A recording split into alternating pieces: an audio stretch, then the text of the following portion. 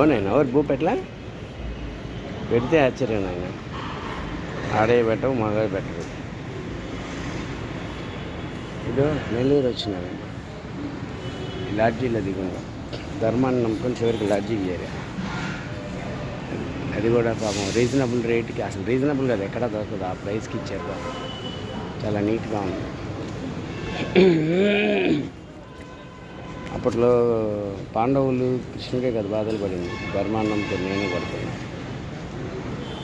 అంటే దుర్మార్గులు ఎక్కువైనందువల్లే ఇబ్బంది.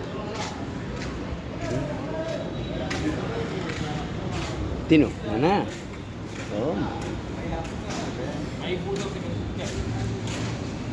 అందరిలాగా స్వార్థంతో ఉంటే, దుర్మార్గంగా ఉందంటే ఇబ్బందులు లేదు.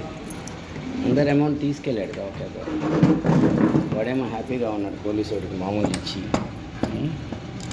ఇబ్బందులు పడ్డది ఎవరు మనం నమ్మి వాడి భార్యని లోపల వేస్తారంటే, అయ్యో పాపం డబ్బులు ఇచ్చినందుకు 50 లక్షలు 2 వారాలు అడ్జస్ట్మెంట్ అడిగేందుకు ఇది.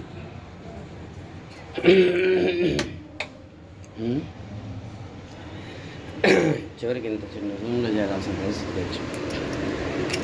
లక్షలు కారు బండి పోగొట్టుకున్నాం. చంపేయాలనే ఉన్నాం, ఏం మొహమాటంలా. శిక్షించడం కూడా కాదు, చంపి పారేయడమే మోసం చేస్తున్నాం. త్వరలో ఆ పని కూడా చేస్తాం. వరంబోకు రాజ్యాంగాన్ని రద్దు చేస్తాం. ఇది నేను బ్రతకడం లేదు, బ్రతికించాలని దుర్మార్గుల్ని అంతమొందించాలని బ్రతుకుతున్నారు. రెండుకి చాలా తేడా ఉంది. అందరిలా స్వార్థంతో బ్రతకడం, లేదా కోరికల కోసం బ్రతకడం, కామం కోసం బ్రతకడం కాదు. కారణ జన్ముని కార్యార్థమై వచ్చిన ఎందరో చేరాల్సిన చోటు శ్మశానం చేర్చేయగలుగుతారు. ఇంకా పుట్టనీయకుండా చేస్తారు దుర్మార్గులు. ఉణుకు పుట్టాల, నరాల్లో ఉణుకు పుట్టాల. ధర్మం జోలికి వచ్చినా దుర్మార్గం చేస్తారు. అధర్మ నిర్మూలన అంటే అర్థము మంచిగా చెప్పడం కాదు, తాండవమే, శ్మశానంలో పడుకోబెట్టడం.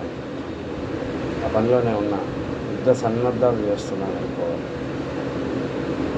ఇది చేస్తే కానీ ఎవరికి అర్థం కాదు. హిట్లర్ ఎంత తోడు, ప్రపంచానికి ఉచ్చపోయి ఇచ్చాడు. ఇది లోపల నుంచి రావాలా, చేయాలనే సంకల్పం ఉండాలి. నానాజాతి సమితిలో ఉన్న కోరికలతో పుట్టిన వాళ్ళకి మంచి లక్షణాలు రావు.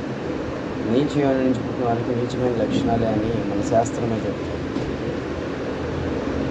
ధర్మకారకులు కష్టాలు పడిన ధర్మాన్ని ఒకరికి, దుర్మార్గులు అవసరాన్ని తగినట్లు వెళ్ళిపోతా ఉంటారు.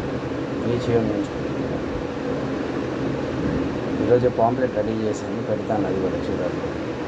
ధర్మ సంస్థాపన అధ్యాయ నేను సైతం ధర్మస్థాపనలో భాగమైన కొత్త పాంప్లెట్.